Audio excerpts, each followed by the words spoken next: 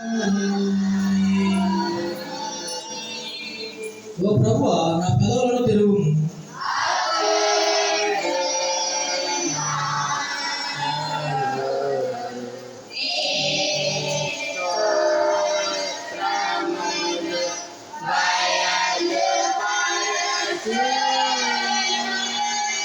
ఓ దేవా, నన్ను విడిపించుటకు త్వరగారము.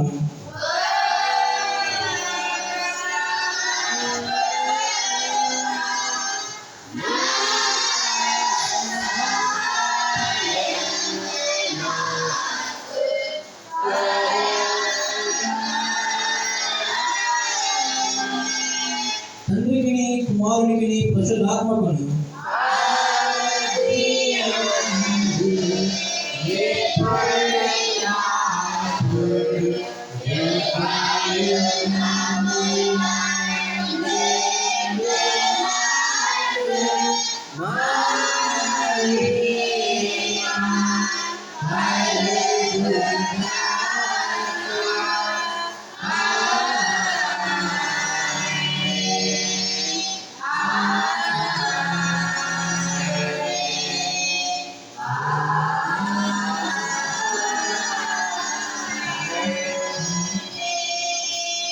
ఉత్తరభద్ర సంకీర్తనగా కీర్తన గణము 44వ అధ్యాయం చదువుకున్నాము. 10వ వచనం అందరం కలిసి చదువుకున్నాం.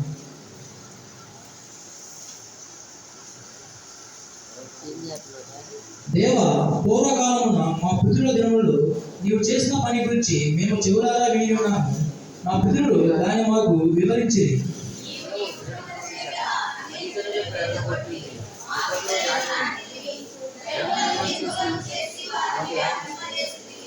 వారు తమ ఖడ్గము చేత దేశమును స్వాధీనపరుచుకొనలేదు. వారు బాహువు వారికి జయమేయలేదు.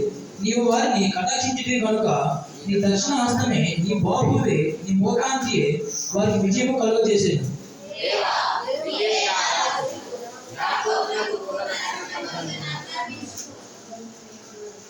దేవా, నీ వలన మా విరోధులను అణచివేయుదుము. నీ నామం వలన మా మీదకి లేచి వారిను మేము త్రొక్కివేయుదుము.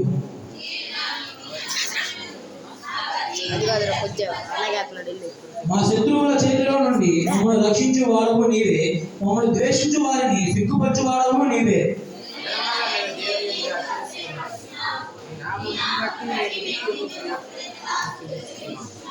అయితే ఇప్పుడు నీవు మమ్మను విడనాడి అవమానపరిచి ఉన్నావు. మా సేనలతో కూడా నీవు బయలుదేరగా ఉన్నావు. మమ్మల్ని ద్వేషించు వారు ఇష్టం వచ్చినట్లు మమ్మల్ని దోచుకొనుచున్నారు.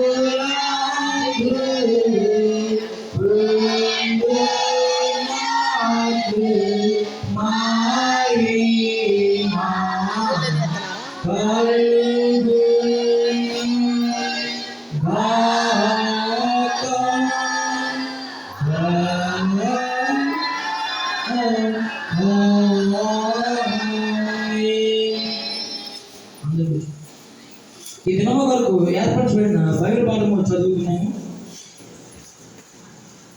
ఆదికాండము 22వ అధ్యాయం 1-5 వచనాలు కనపతి సుబ్రహ్మణ్య గారు చదివిస్తారు.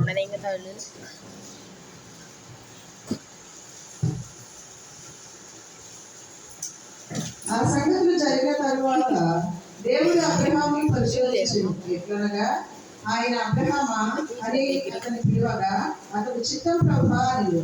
అప్పుడు ఆయన నీకు ఒక్కడైన నీ కుమారుని అనగా నీవు ప్రేమించు ఇస్సాకును తీసుకొని మోరియా దేశమునకు వెళ్ళి అక్కడ నేను నీతో చెప్పబో పర్వతములలో ఒకదాని మీద దహన బలిగా అతన్ని అర్పించమని చెప్పాను.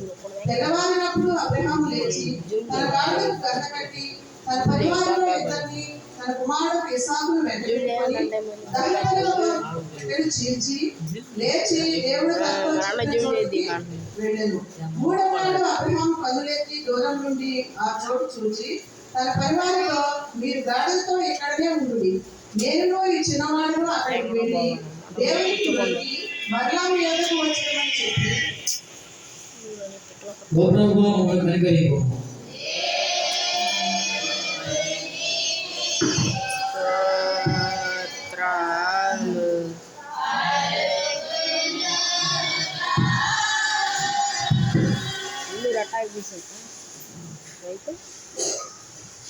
ముందుగా నాకు అవకాశం ఇచ్చిన దేవునికి నా వందనములు, అదేవిధంగా పాస్టర్కి నా వందనములు, కుడి వచ్చిన మీ అందరికీ నా వందనములు. అందరూ తల వంచండి, చిన్న ప్రార్థన చేసుకుందాం. ప్రేమ కలిగిన మా ప్రియ పరలోకపు తండ్రి, ఈ రాత్రి మేము అందరం నీ పాద సన్నిధికి చేరి నీ నామమును సృష్టించడానికి మాకు ఇచ్చిన ఈ ఆతిథ్యం బట్టి నీకు వందనములు చెల్లిస్తున్నాం ప్రభువా. ఈ వాక్యాన్ని వినాలని ఆశతో ఉన్నాం ప్రభువా. నీ స్వరమును వినిపించండి, మా బలహీనతను ఎరిగిన దేవుడవు ఈ వాక్యం చేత సరిచేయమని కోరుతున్నాం ప్రభువా. పరిశుద్ధ ఆత్మ యొక్క కార్యము నేడు మా జీవితంలో జరగాలని ఆశపడుతూ ఉన్నాం తండ్రి. నీ దాస్తుని బలపరచండి, అభిషేకించండి, ప్రతి ఉదయానికి సరిపడ్డ వాక్య సందేశాన్ని అందించండి. ఈ సమయాన్ని చేతులకు అప్పగించుకోవచ్చు. యేసయ్య పరిశుద్ధ నామమున అడిగి వేడుచున్నాము ప్రియ పరలోకపు తండ్రి, ఆమేన్. ఈరోజు మన అంశం పేరు ఏంటండి? బలి అర్పణ. బలి అర్పణ అంటే ఏంటి? ఎవరికి బలి అయ్యాము? మనలో ఒక చదువుకున్నట్లయితే ఆదికాండము 22వ అధ్యాయం 1వ వచనం చదివినట్లయితే, ఆ సంగతులు జరిగిన తరువాత దేవుడు అబ్రహామును పరిశోధించెను. చాలండి, ఏంటంట? ఆ సంగతులు జరిగిన తర్వాత దేవుడు అబ్రహామును పరిశోధించెను. ఆ సంగతులు అంటే అంతకుముందు ఇంకా జీవితంలో ఏ కొన్ని సంగతులు జరిగి ఉన్నాయి, అంతే కదా. ఇక మీరు చూడండి, ఈ వచనంలో దేవుడు అబ్రహామును పరిశోధించును అని మనం చూస్తూ ఉంటాం. ఆయనకు తండ్రి అయిన దేవుడికి ఆయనకు తన సృష్టిని, మరి ముఖ్యంగా తన పిల్లలను పరిశోధించే అధికారం ఉంటుంది. ఆ పరిశోధనలో ఆ పిల్లల మేలును, ఘనతయు నిశ్చయమై ఉంటాయి. ఇప్పుడు ఉదాహరణగా మనం ఆలోచించుకున్నట్లయితే అబ్రహామును పరిశీలన చేస్తేనే కదా ఆయన నీతిమంతుడిగా ఎంచబడి మనం ఇప్పుడు ఆయన గురించి చెప్పుకుంటున్నాము. అలాగనే ఈ ఆదికాండం 22వ అధ్యాయంలో ఒక సంఘటన మనందరం ధ్యానించుకున్నట్లయితే ఈ అధ్యాయము అందరికి చాలా సుపరిచితమైనది. ఈ అబ్రహాము గారు తన కొడుకుని ఇస్సాకు గారి గురించి అందరికీ బాగా తెలుసు. మనం ఈ విషయాన్ని మరలా ఒకసారి జ్ఞాపకం తెచ్చుకొని మన జీవితాల్లో కొన్ని మేలు జరగాలని మనము కోరుకుందాం. మీరు చూసినట్లయితే ఈ 22వ అధ్యాయానికి మనం ఒక సంపూర్ణ సమర్పణ అనే ఒక టైటిల్ మనం పెట్టుకోవచ్చు. ఎందుకంటే అబ్రహాము గారు సంపూర్ణంగా ఆయన తండ్రికి అప్పగించుకొని ఉన్నారు. మీరు చూడండి, సంపూర్ణమైన సమర్పణ, అల్టిమేట్ సరెండర్. దేవునికి సంపూర్ణంగా మనము సమర్పించుకోవాలి. అది అబ్రహాము గారి జీవితం నుండి మనము నేర్చుకోవచ్చు. ఈ అధ్యాయం మనం గమనించినట్లయితే అబ్రహాము గారు తన జీవితంలో తనకు కలిగిన అంతయు, తనకు కలిగిన సమస్తం దేవునికి ఎలా సమర్పించాడో, సిద్ధపరిచాడో ఆ సిద్ధ మనసు మనము చూడగలము.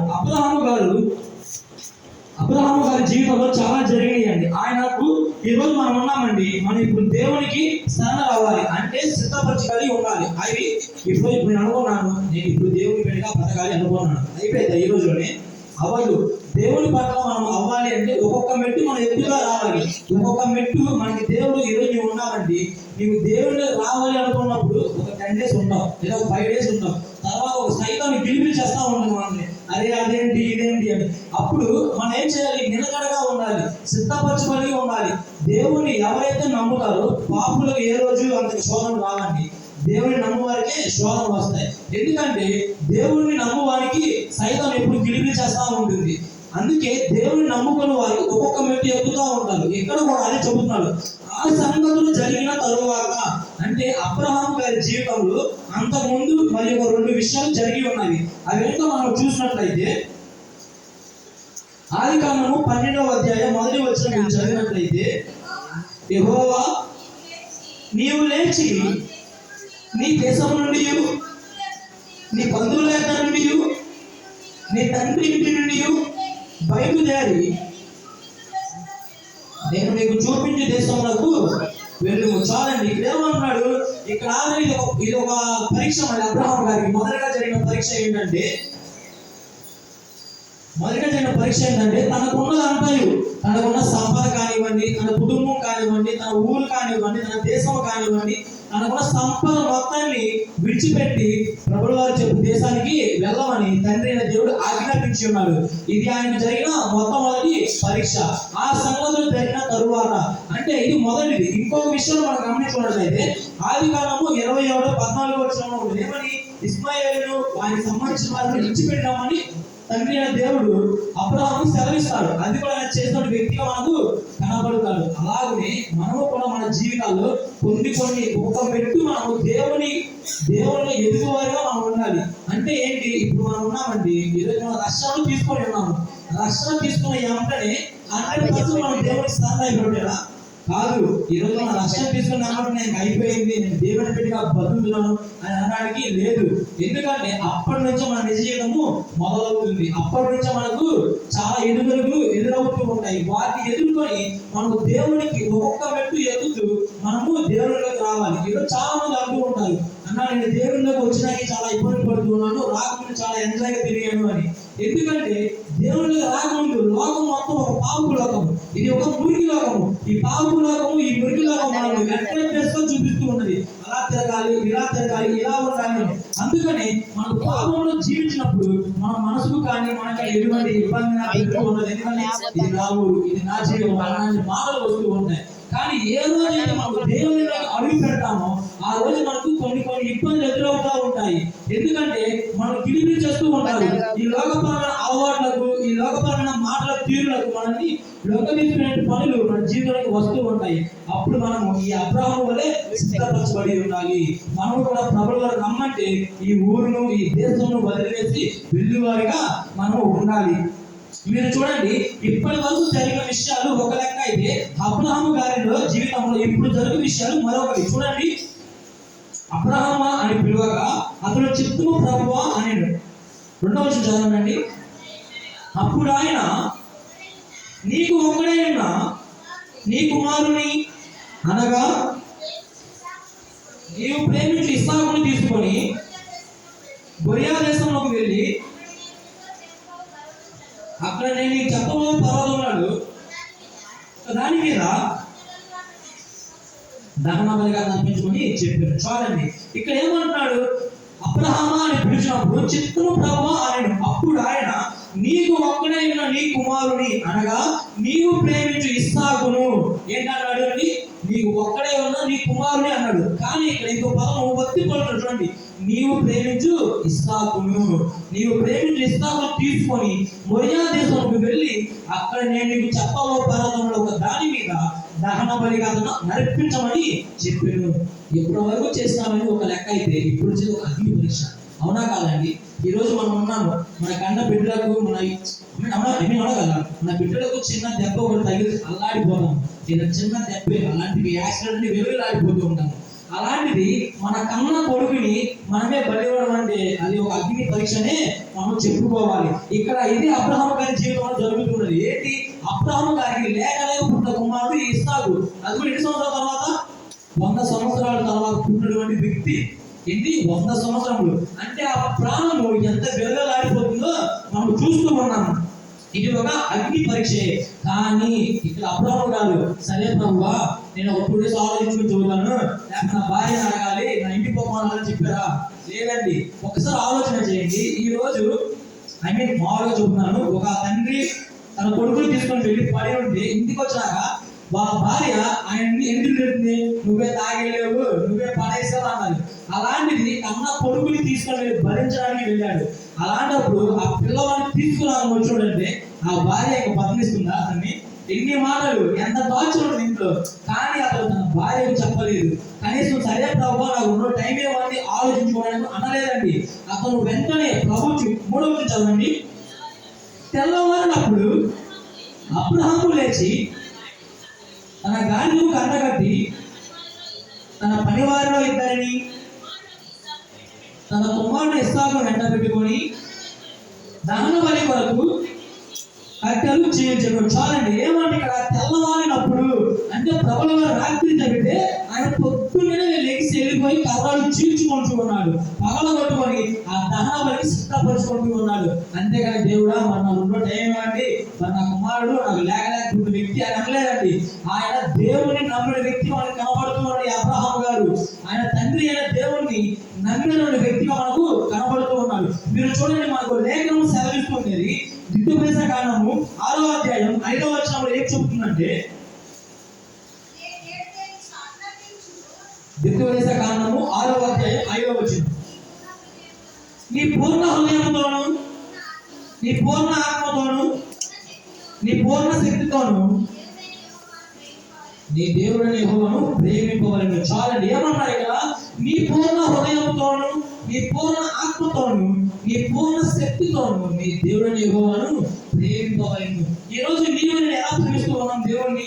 ఒకసారి ఆలోచన చేయండి. ఇక్కడ అబ్రహాం గారు ఆయన ఎంత పూర్ణ హృదయంతో పూర్ణ ఆత్మతోను ప్రేమించడమే తప్ప తన కన్న కుమారుని బలి ఇవ్వడానికి ముందుకు వచ్చేవాడు కాదు. ఆయన దేవుడిని నమ్మదగిన వ్యక్తి, దేవుడికి విధేయత కలిగిన వ్యక్తి కనబడుతూ ఉన్నాడు. 4-5 చదవండి. 3వ నాడు అబ్రహాము కన్నులెత్తి దూరం నుండి ఆ చోటు చూచి తన పరివారితో, మీరు గాడితో ఎక్కడనే ఉంటుంది, నేను ఈ చిన్నవాడు అక్కడికి వెళ్ళి దేవునికి మొక్కి మరలా మీ ఎంత వస్తుందని చెప్పాను. చాలండి. ఏమంటాడు ఇక్కడ?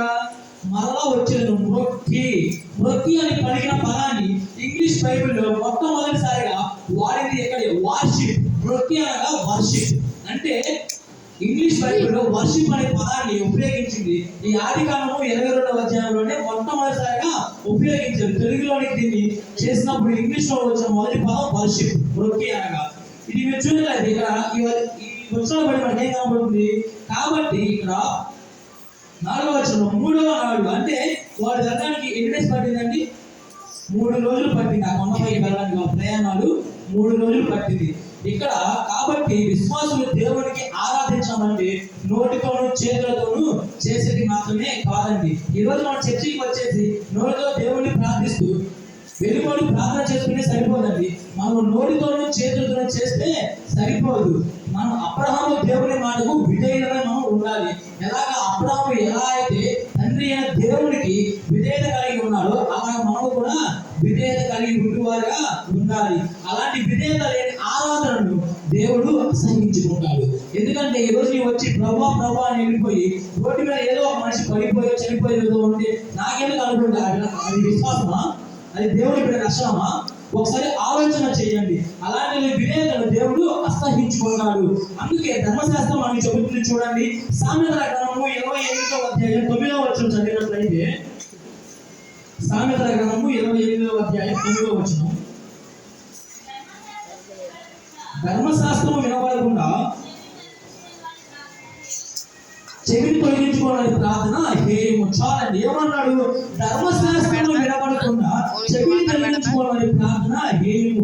మీరు ఇక్కడికి వచ్చి ఏదో 2 మొక్కలు ప్రార్థన చేసుకొని పాటలు పాడి వెళ్ళిపోతుంది, హేయం కలిగి వస్తుంది. నీవు దేవుని ఈ వాక్యము నీవు నీ చెవిలో, నీ హార్ట్ లో ఉంచుకోవాలి, నీ హృదయంలోకి తీసుకోవాలి. అంతేకాదు నీవు తొలగించుకోని వారిగా నీవు ఉంటే ఆ ప్రార్థనను, ఆ వాక్యమును ఎలా ఉంటాయి? నీవు వచ్చి వెళ్ళిపోతే అవి హేయములుగా ఎంచబడతాయి. అదేవిధంగా ఇక్కడ అబ్రహాము గారు శ్రేష్టమైన విశ్వాసం మనకు కనిపిస్తుంది. అతను ఇస్సాకును బలిగా అర్పించడానికి ఎక్కే కారణంలో ఒకసారి ఆలోచన చేయండి. కుమారుని బలి ఇవ్వాలి, వాళ్ళు వెళ్తూ ఉన్నారు. ఆ ప్రయత్నంలో ఎన్నిసార్లు అబ్రహాము గారికి ఎన్ని ఆలోచనలు వచ్చుంటాయి?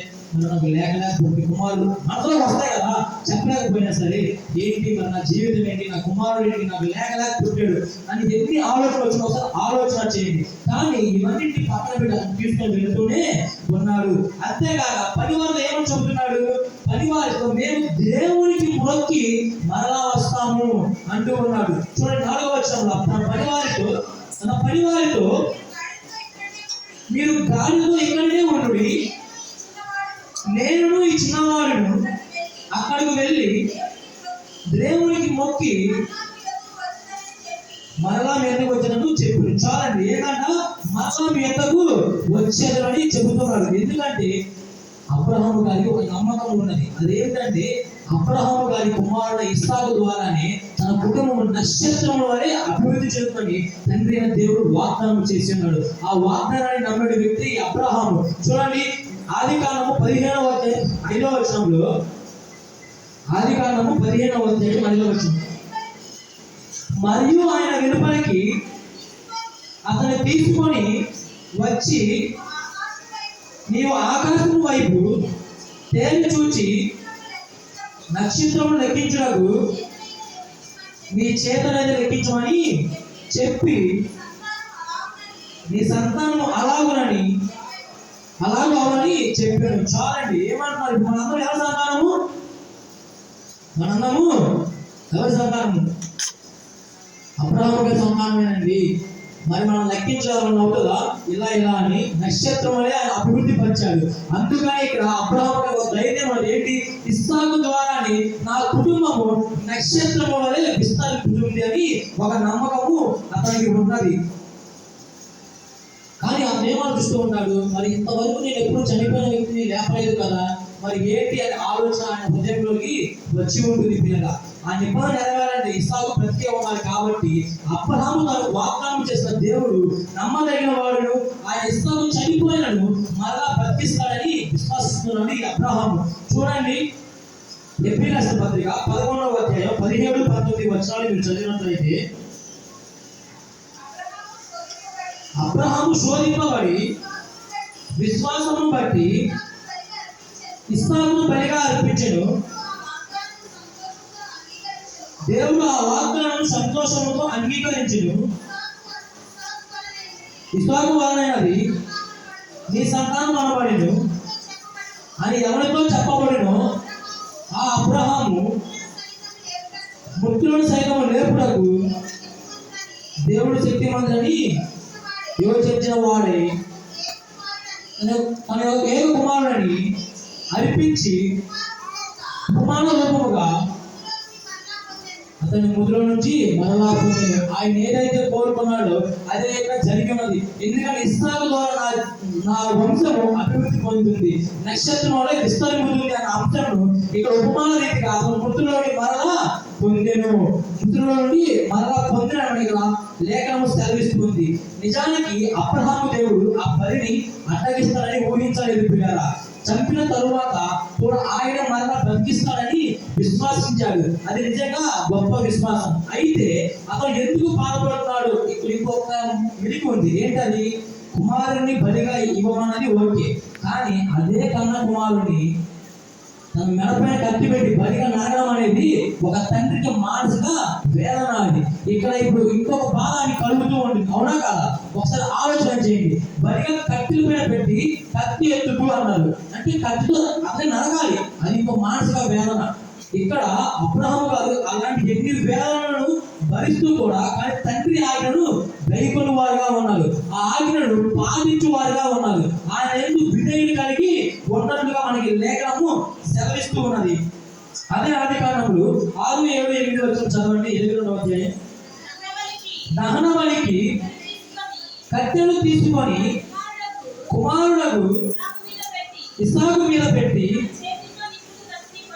తన చేతితో నిప్పును కత్తెను పట్టుకొని పోయాడు.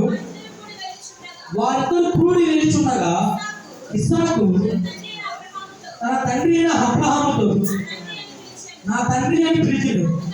అందుకు అతడు ఏమి నా కుమారుడా అని చూడండి. అప్పుడు అతడు నిప్పులు కట్టెలు ఉన్నది కానీ దహన బలికి గొర్రె పిల్ల ఏది డాడీ అని అక్కడ ఇక్కడ కనబడుతున్నది. ఈ వచనంలో అబ్రహాము ఇస్సాకు తన పని వారిని విడిచిపెట్టి దేవుడు చెప్పిన పర్వతం పైకి ఎక్కిపోవడం మనం చూస్తూ ఉన్నాం. ఆ మార్గం మధ్యలో గొర్రె పిల్లల గురించి చర్చించుకోవడం మనం చూస్తూ ఉంటాం. అయితే ఇక్కడ వారిద్దరు పర్వతం పైకి వెళ్ళడానికి ఎన్ని డేస్ పట్టిందండి? 3 రోజులు పట్టింది. 4వ వచనంలో ఉన్నటువంటి 3 రోజులు పట్టింది. గమనించండి, అబ్రహాము దేవుని వాగ్దానంపై వారికి ఎంత నమ్మకం ఉన్నాడు. చనిపోయిన వారిని కుమారుని బతికించడం ఆయన ఎప్పటికీ చూడలేదు. అది నా కుమారుడి విషయంలో మరి నెరవేరుతున్న ఆలోచన కూడా ఉంటే ఉంటుంది. కానీ ప్రభువు వారు అడిగారు, నేను ఇవ్వాలి అన్నటువంటి వ్యక్తిగానే వారికి కనబడుతూ ఉన్నారు. మరి నీవు నేను కూడా ఈ రోజు దేవుడు వారు నీ నా దగ్గరికి వచ్చి నీ కుమారుని ఇవ్వు అంటే మా ప్రశ్న ఏంటి? అసలు మనకి మతంలో మారిపోతాం. మేము ఇది నిజమా కాదు, నాకు ఎలా కనబడాలని దేవుని ఇప్పుకున్నాను అలా కాదా? మనం ఎలా ఉన్నాం ఆలోచన చేయండి. విధేయత కలిగి మనం ఉండాలి. దేవుని మనము విధేయత కలిగి ఉండాలి. ఆయన ఏది అడిగినాడు విచ్చువారుగా మనము ఉండాలి. మనం దేవుని యందు విశ్వాసముతో విధేయత కలిగి మనము ఉండాలి. కాబట్టి ఇక్కడ 9వ వచనం మీరు చదివినట్లయితే, అలాగూ వారిద్దరూ కూడి వెళ్ళి దేవుడు అతనితో చెప్పిన చోటికి వచ్చినప్పుడు అబ్రహాము అక్కడ బలిపీఠమును కట్టి కట్టెలు చక్కగా పేర్చి తన కుమారుని ఇస్సాకును బంధించి పీఠం పైన కట్టెల మీద ఉంచెను. చాలండి. ఈ వచనంలో అబ్రహాము ఆ పర్వతం పైకి వెళ్ళడం, కట్టెలు చీల్చి తన పైన పెట్టి పేర్చడం మనకు కనబడుతుంది. ఇక్కడ ఒక విషయాన్ని గమనించండి. ఇస్సాకును బంధించి తనపై ఉంచడం మనం చూస్తాం. ఇక్కడ అబ్రహాము మనసులో తన కుమారుని చంపుతున్నాడని ఎంత బాధ ఉన్నప్పటికీ బలి యొక్క క్షమాన్ని అయినా మర్చిపోలేదండి. అందుకే బలిపీఠం కట్టి దానిపై కట్టెలు చక్కగా పేర్చి తన మనసులో ఎన్ని బాధలు ఉన్నాను దేవుని పనిని ఆయన ప్రభావితం చేయకుండా జాగ్రత్త పడ్డాడు.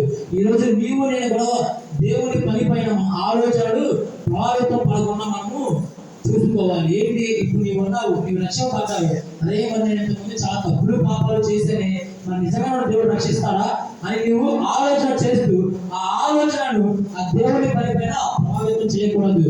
నీవు నమ్మదైన దేవుడు నీకు ఏం చేస్తాడు? నీవు కోరుకున్నట్టు నీకు లక్ష్యాలు కలుగ చేస్తాడు. ఎప్పుడు? నీవు విధేయత కలిగి ఉన్నప్పుడు, నీవు విశ్వాసంలో కలిగి ఉన్నప్పుడు. మనము కూడా అదే మాదిరిగా ఇప్పుడు మనం ఉన్నామండి. మనకు తెలిసినటువంటి ప్రవక్తలు, అపోస్తులు అందరూ ఎన్ని సమస్యలు ఉన్నప్పటికీ, ఎలాంటి ఆందోళన ఉన్నప్పటికీ మనతో పాటు జీవిస్తుని ఆయన కార్య విషయంలో చాలా జాగ్రత్త పడ్డారు. అలాగే ఈ రోజు నీవు నేను కూడా ఆయన చేయి పనుల నిమిత్తమై మనం జాగ్రత్త పడాలి. అందుకే అదే విధంగా ఇస్సాకు బలి కావాల్సిన కట్టెలు పర్వతం పైకి మోసుకుపోవడానికి బట్టి ఇక్కడ ఒక విషయాన్ని గమనించండి. ఆ కట్టెలు మోసుకొచ్చిన ఇస్సాకు అంటే అబ్రహాము గారి కంటే ఈ ఇస్సాకు ఎవరు కాబట్టి బలంగా ఉన్నట్లే. కానీ ఇక్కడ తండ్రి కట్టెలు పెట్టినప్పుడు మనకు పారిపోవచ్చు కదా, అతను వెళ్ళిపోవచ్చు కదా, కానీ అతను వెళ్ళలేదు. అతను తన తండ్రికి విధేయత ఉన్నాడు, తండ్రి దేవునికి విధేయుడిగా కలిగి ఉన్నాడు. అలాగే మనము కూడా మన పిల్లలను విధేయత కలిగి పెంచువారుగా మనం ఉండాలి. మనము కూడా మన హృదయాన్ని విధేయతలు కలిగి మనం నింపుకునే వారుగా మనం ఉండాలి. ఇక్కడ ఇస్సాకు దేవుని పట్ల ఎంత విధేయత కలిగి ఉన్నాడో మనకు కనిపిస్తుంది. అతను దేవుని ఆజ్ఞను బట్టి తన ప్రాణాన్ని కూడా కోల్పోవడానికి సిద్ధపడ్డాడు. కాబట్టి ఇస్సాకుల దేవుని వాగ్దానాన్ని బట్టి జన్మించి మరలా తిరిగి జన్మించాడు. అలా దేవుని వాగ్దానాన్ని ఆయన నెరవేర్చువాడుగా చనిపోయాడు, మరలా బ్రతికాడు. మనమందరం కూడా అతని వారి విధేయత కలిగి ఉన్నామో లేదో ఒకసారి ఆలోచన చేయండి. ఇలాంటి విధేయత కలిగిన వ్యక్తి అపోస్తలుడు పౌలు అపోస్తల కార్యముల గ్రంథము 20వ అధ్యాయం 24వ వచనం చదివినట్లయితే, అపోస్తల కార్యములు 20వ అధ్యాయం 24వ వచనం, అయితే దేవుని కృపా సువార్తను గురించి సాక్ష్యమిచ్చుటయందు నీ పరుగును నా పరుగును నేను ప్రభువు అయిన యేసువలన పొందిన పరిచర్యను పునరుద్ధరింపవలెనని నా ప్రాణము నాకెంత మాత్రం ప్రియమైనదిగా ఎంచుకోవడలేదు. చాలండి. ఇక్కడ ఏమన్నాడు? నా ప్రాణము నాకెంత మాత్రము ప్రియమైనదిగా ఎంచుకోవడలేదు. చూడండి. అలాగే ఆదికాండము 22వ అధ్యాయం 10, 11 పైన వచనం చదువుకున్నట్లయితే, అబ్రహాము తన కుమారుని వధించుటకు తన చెయ్యి చాపి కత్తి పట్టుకొనగా యెహోవా దూత పరలోకము నుండి అబ్రహామా అతను పిలిచిన. చాలండి. ఇక్కడ ఏంటి? మొదటిగా ఆ సంగతులు జరిగిన తరువాత అని 22వ అధ్యాయం 1వ వచనంలో అబ్రహామా అని అక్కడ పిలిచిన తండ్రి అయిన దేవుడు ఇక్కడ కూడా అలాగనే పిలుస్తున్నాడు. ఎందుకండి ఇది అందరికీ మనకు తెలిసిన విషయం. ఎందుకు? అతన్ని చెప్పడానికి వీలు లేదు. ఎందుకంటే చూడండి, నువ్వు నా మాటకు విధేయత కలిగి ఉన్నటి వ్యక్తిగా నువ్వు ఎంచబడ్డావు అని మనకు ఈ లేఖనం పరంగా సెలవిస్తుంది. చూడండి, అదే విధంగా దేవునికి సమస్తము తెలుసు ప్రియులారా. ఆయన మనకు పెట్టిన పరీక్షలను బట్టి మనం ఎలాంటి వారమో అప్పటికప్పుడే తెలిసిపోతుంది. మీరు చూడండి, మనకు లేఖనం చక్కగా సెలవిస్తున్నది. కీర్తన గ్రంథము 139వ అధ్యాయము. కీర్తన గ్రంథము 139 మొదటి నుంచి 6 వచనాలు చదువుతాం. యెహోవా, నీవు నన్ను పరిశోధించి తెలుసుకొని ఉన్నావు. నేను కూర్చోనుడా, నేను లేచుడా నీకు తెలియదు. నాకు తలంపు పుట్టక మునిపే నీవు నా మనసును గ్రహించును. చాలా ఏమన్నాడు ఇక్కడ, యెహోవా నీవు నన్ను పరిశోధించి తెలుసుకొని ఉన్నావు. ఏంటండి పరిశోధించి? ఇక్కడ అబ్రహాము గారిని కూడా దేవుడు పరిశోధించాడు, అవునా కాదా? ఆయన పరిశోధించాడు. ఎన్నిసార్లు? 3 సార్లు పరిశోధించాడు. ఇక్కడ కూడా ఇప్పుడు మనం వెళ్తామండి, మనకు ఇంటర్వ్యూ జాబ్ మనం అప్లై చేస్తాము. దానికి మనం ఎగ్జామ్ రాసి ఆ ఎగ్జామ్ పాస్ అయితేనే జాబ్, అవునా కదా? ఇక్కడ కూడా ఒక పరిశోధిస్తాడు దేవుడు. ఆ పరిశోధన నువ్వు పాస్ అయితేనే నీకు నిత్య జీవముగా నువ్వు రక్షింపబడతావు, నీ దేవుడికి విధేయుడిగా ఎంచబడతావు. అలాగే నీ నా జీవితంలో కూడా మనం ఎన్నో ఎగ్జామ్స్ రాస్తున్నాము, అందులో క్వాలిఫై అవ్వడం లేదు. ఎందుకు? అందులో మనకు పట్టు లేదు కాబట్టి, అక్కడ మనకు ఆ యోగ్యత లేదు కాబట్టి. ఇక్కడ కూడా నువ్వు ప్రార్థన చేస్తూ నువ్వు ఎంతగానో ఏడుస్తూ ప్రార్థన చేస్తున్నావు, కానీ నీకు ఫలితం రావడం లేదా అంటే ఏముంది? నీలో ఎక్కడో ఒక మూలన ఒక చీకటి కోణం ఉన్నది, అందుకని నీకు సమాధానం రావడం లేదు. మనము కూడా అబ్రహాము వలె విధేయత కలిగి ఉన్నప్పుడు దేవుడు నిన్ను నన్ను ఎన్నిసార్లు పరిశోధన చేసి నీకు నాకు ప్రతిఫలాన్ని ఇస్తాడు. పరిశోధన ప్రతిఫలం. ఒకసారి ఆలోచన చేయండి. మీరు అనుకుంటూ ఉండొచ్చు, అమ్మో నేను ఎన్నో తప్పుడు పాపాలు చేశాను, మరి నేను దేవుళ్ళకి వచ్చినాకే నాకు చాలా బాధలు అయిపోతున్నాయి, అప్పులు అయిపోతున్నాయి, రోగాలు అయిపోతున్నాయి, తప్పుల్లోకి ఎలా అనిపిస్తుంది అనుకుంటున్నాను నేను. అదే పరిశోధన. ఆ పరిశోధన పాస్ అయితే నీకు ఫలితం దొరుకుతుంది. ఆ ఫలితాన్ని మనందరం పొందుకోవాలిగా మనము ఉండాలి. చూడండి, అయినప్పటికీ ఇక్కడ యెహోవా దూత, నీవు నీ కుమారుని నాకు అర్పించడానికి పెరిమియలేదు, కాబట్టి నీవు దేవునికి భయపడేవాడమని ఇందువల్ల నాకు కనబడుతున్నది అంటున్నాడు. దీనిని మన క్రియల కోణంలో అర్థం చేసుకోవాలి. దేవునికి మనం ఏంటో తెలుసు. ఆయన మన క్రియలు బట్టి మనము లేచుడా కూర్చోడా ఆయనకు తెలుసు. మనము ఏ పని చేస్తున్నామో కూడా ఆయనకు బహుగా రుజువు చేస్తాయి. కాబట్టి ఆయన ఈ విధంగా మాట్లాడుతున్నాడు. స్పష్టంగా చెప్పాలంటే దేవుడిపై మనకున్న భయాన్ని మన క్రియలోనే చూపించాలి. కొంతమంది అంటూ ఉంటారు కదా, నువ్వు నా గుడ్డికాయ అది అని, కానీ అట్లా వచ్చినప్పుడు భయపెట్టాలా అంతేనా కదా? కానీ ఇక్కడ దేవుడు చెప్పేవాడుగా లేదండి. నీకు నమ్ముకొని ఉన్నప్పుడు ఆయన నీకు అండగా నిలబడేవాడుగా ఉన్నాడు, నీకు ఎదురుగా నిలబడేవాడుగా ఆయన ఉన్నాడు. ఆయన నీకు నేనున్నాను నా కుమారుడు అని పిలుస్తూ ఉన్నాడు. ఎప్పుడు? నీవు రక్షణలోకి వచ్చినప్పుడు. చూడండి, ఇక్కడ అబ్రహాము క్రియామూలముగా నీతిమంతుడుగా ఎంచబడ్డాడండి. మీరు చూడండి, యాకోబు రాసిన పత్రిక 2వ అధ్యాయం 21, 23 వచనాలు మీరు చదివినట్లయితే, యాకోబు రాసిన పత్రిక 2వ అధ్యాయం 21, 23. మన పితరుడైన అబ్రహాము తమ కుమారుడైన ఇస్సాకును బలిపీఠం మీద అర్పించినప్పుడు అతని క్రియల వలన నీతిమంతుని తీర్పు పొందలేదా? చూడండి, ఏంటంట? నీతిమంతుని తీర్పు పొందలేదా? ఆయన నీతిమంతుడుగా ఎంచబడ్డాడు. ఎప్పుడు? దేవుడికి విధేయత కలిగి ఉన్నప్పుడు, దేవుడికి మాట విన్నప్పుడు విధేయత కలిగి ఉన్నవాడిగా ఆయన ఎంచబడ్డాడు. చూడండి, ఇక్కడ మనం ఒక విషయం మనం గుర్తించుకోవాల్సిన మరో ప్రాముఖ్యమైన విషయం ఏంటంటే, తన కుమారుని చంపే బాధను అబ్రహాము గారు అనుభవించకూడదని అతనికి బలి ఇవ్వకుండా నియంత్రించిన దేవుడే నిత్య జీవంలో తాను ప్రేమించిన తన కుమారుడైన ప్రభువైన యేసుక్రీస్తును నీ నా పాపముల వల్ల ఏం చేశాడు? బలిగా పంపించి ఉన్నాడు. ఎవరి కోసము? నీ నా పాపాల కోసము. ఎందుకోసము? నీ నా పాపాల కోసము. నీవు చేసిన పాప క్రియ నుంచి నీకు నాకు విముక్తి కలగజేయడానికి తన అద్వితీయ కుమారుని, ఈ లోక రక్షకుని బలిగా పంపించి ఉన్నాడు. చూడండి, దేవునికి మనపై ఎంత ప్రేమో. మీరు చూడండి, రోమిలకు రాసిన పత్రిక 8వ అధ్యాయం 32వ వచనం చదివినట్లయితే, తన సొంత కుమారుని అనుగ్రహించుటకు వెనుతీయక మన అందరి కొరకు ఆయన అప్పగించిన వాడు. చాలండి, ఏంటంట? తన అద్వితీయ కుమారుడు మనకి ఇవ్వడానికి విడుదలలేదండి. ఇంత నిమిత్తమై నీకు నీ మీద నా మీద ఉన్న ప్రేమ నిమిత్తమే ఆయన తన చేతులతో స్వయంగా నిర్ణయం చేసుకున్నాడు. పోయాల ఈరోజు మరి నీకు నేను ఎలా ఉన్నాం, ఎలా జీవిస్తున్నాం, ఆ దేవుని బిడ్డలో జీవిస్తున్నామా?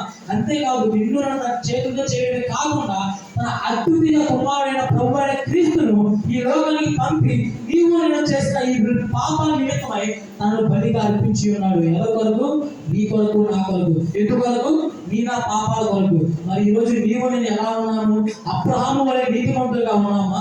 అబ్రహాము వలె విధేయులు కలిగి ఉన్నామా? ఒకసారి ఆలోచన చేయండి. ఇక్కడ ఇస్సాకు యేసుక్రీస్తు గారికి సాదృశ్యంగా ఉన్నాడు. అంటే తండ్రి అయిన దేవుడు ఇస్సాకును బలి ఇవ్వడానికి ఆపినప్పటికీ నీ నా పాప నిమిత్తము తన కుమారుడైన యేసుక్రీస్తు ప్రభువుని పంపి ఉన్నాడు. ఇస్సాకు స్థానంలో ఉన్న ఆ కుమారుడు ఎవరో కాదండి, మన ప్రభు అయిన క్రీస్తే. మీరు చదివినట్లయితే ఆదికాండము 22వ అధ్యాయం 13వ వచనంలో, అప్పుడు అబ్రహాము కన్నులెత్తి చూడగా పొదలో కొమ్మలు తులుకొని ఉన్న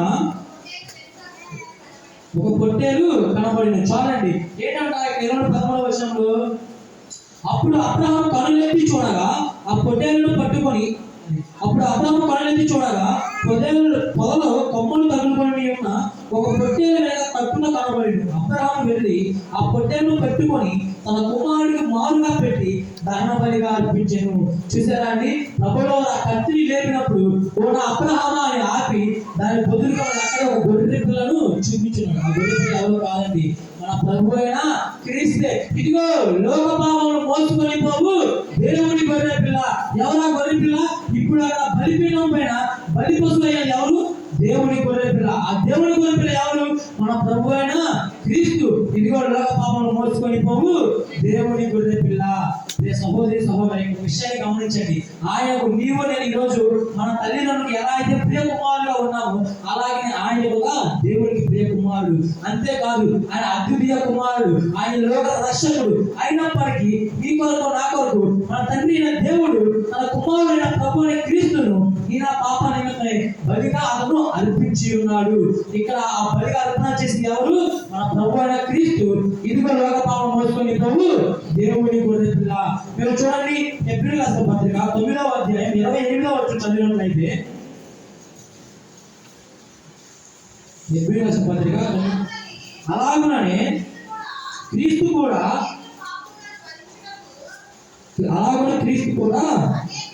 అనేక పాపములను భరించుటకు ఒక్కసారి అర్పింపబడి తన కొరకు కనిపెట్టుకొని చుట్టూ వారి రక్షణ నిమిత్తము పాపము లేకుండా రెండవసారి ప్రత్యక్షము. చూడండి, అలాగే క్రీస్తు కూడా అనేక పాపములను ప్రత్యక్షకు ఒకేసారి అర్పింపబడి. ఏమన్నాండి? అర్పింపబడి. మన టాపిక్ పేరు బలి అర్పణ. ఏంటి మన టాపిక్ పేరు? బలి అర్పణ. ఇక్కడ అర్పింపబడి ఎవరిని? మన ప్రభు అయిన క్రీస్తుని. ఇదిగోలాగా పాపం మోసుకొని పోవే అదే గొర్రె పిల్ల. ఆ పదలో చెప్పిన గొర్రె పిల్ల ఏదో కాదండి, మన ప్రభు అయిన క్రీస్తే. దాని సాదృశ్యం ఇక్కడ కనబడుతూ ఉన్నాడు. మీరు చూడండి, అక్కడ బలి వదిలిపెట్టాడు కానీ ఇక్కడ తీసుకొని ఉన్నాడు. అవునా కాదా? అలాగే 10వ అధ్యాయం 3-7 వచనం చదివినట్లయితే నేను చదువుతాను. అయితే ఆ బలులు అర్పింప చేత ఏదైనా పాపము జ్ఞాపకం వచ్చుచున్నవి. ఏంటి ఆ పాపము వల్ల మనం ప్రతి సంవత్సరం మనము చెప్పుకున్నామా లేదా ఇలా జరిగింది అని? ఎందువలన? లేకపోతే మనం కూడా ఈ రోజు ఏ మేకపోలను చూడండి, అక్కడ చూడండి మేకపోలను చూడండి, ఎట్ల యొక్కయు మేకల యొక్కయు రక్తము పాపములను తీసివేయట అసాధ్యము. ఏంటంట? మేకల యొక్కయు రక్త పాపములు తీసివేయట అసాధ్యము. ఇది వరకు మేకలు వీటిని ఏం చేసేవాళ్ళు? భరించేవాళ్ళు. కానీ అది వల్ల పాపం అంట పోదంట, అది అసాధ్యం అని చెబుతున్నాడు. ఇప్పుడు మనందరూ డౌట్ అవ్వచ్చు, అసలు ఎందుకు ప్రభు అయిన క్రీస్తే మన కొరకు బలిగా అర్పించబడ్డాడు అని. ఆ విషయం కానీ మనం చూడండి. మొదటి యోహాను రాసిన పత్రిక 1వ అధ్యాయం 7వ వచనం మీరు చదివినట్లయితే, మొదటి యోహాను రాసిన పత్రిక అయితే ఆయన వెలుగులో ఉన్న ప్రకారము మనము వెలుగులో నడిచిన ఎడల మనం అనేక సహవాసములు కలిగిన వారమై. చాలండి. ఇక్కడ ఏంటి? మొదటి యోహాను 1:7 వచ్చినప్పుడు చెప్తున్నారంటే, మన పాపమును మనం ఒప్పుకునే ఎడల ఆయన నమ్మదగిన ఆయన మన పాపను క్షమించెను. ఇక మనం చెప్పుకున్నాం కదా, మన కొరకు అసలు దేవుడే ఎందుకు బలిగా అర్పింపబడ్డాడు అని. 7వ వచనంలో చెప్తున్నారు చూడండి. అయితే ఆయన వెలుగులో ఉన్న ప్రకారము మనము వెలుగులో నడిచిన యెడల మనము అన్య సహవాసము గలవారమై ఉందుము. అప్పుడు తన కుమారుడైన యేసు రక్తము ప్రతి పాపము నుండి మనను పవిత్రులుగా చేయను. ఎవరి రక్తం ద్వారా? ప్రభువైన యేసుక్రీస్తు రక్తం ద్వారా. మనకి ఉంటుంది కదా డౌట్, అసలు ఎందుకు మన కొరకు దేవుడు అర్పింపబడ్డాడని. ఈ భూప్రపంచంలో నీతిమంతుడు ఒకడు లేడు. పరిశుద్ధులు కావాలి. నీవు నేను ప్రతి పాపం నుంచి మనం విముక్తి రక్షణ కావాలంటే ఒక పరిశుద్ధుడు కావాలి. ఆ పరిశుద్ధుడు ఎవరు? మన ప్రభువైన క్రీస్తు.